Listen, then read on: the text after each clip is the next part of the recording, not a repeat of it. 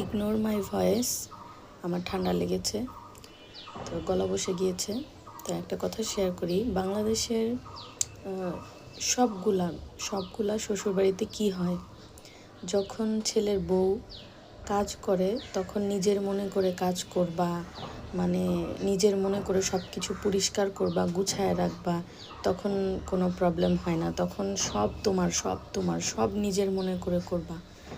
তারপরে যখন ওই ছেলের বউটা যখন কথা বলে, ধরেন কিছু কথা বললো, আপন মনে করেই বললা, সেটা তাদের গায়ে লেগে গেল, শ্বশুরবাড়ির লোকজনের গায়ে লেগে গেল, তখন আবার বলবে এটা কি বাপের বাড়ি পাইছো, কি বেয়াদব, কিভাবে কথা বলে, কথা বলতে জানে না। আর আপনারা যখন মিথ্যা বলেন, আপনারা যখন নাটক করেন, আপনারা যখন লোভী, তখন আমরা ছেলের বউরা চুপচাপ থাকি। আমরা কিন্তু তখন কোনো কঠিন কথা বলি না।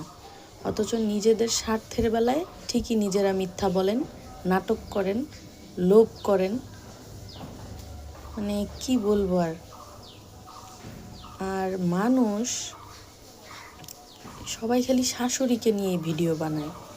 কেউ কিন্তু খালা শাশুড়ি, চাচি শাশুড়ি, শ্বশুর, সবচেয়ে বেশি ইম্পর্ট্যান্ট শ্বশুরকে নিয়ে কেউ ভিডিও বানায় না। কি আশ্চর্য না? আমি বানাবো, কিছু ভিডিও বানাবো, এই ইউটিউবেই আপলোড দিব।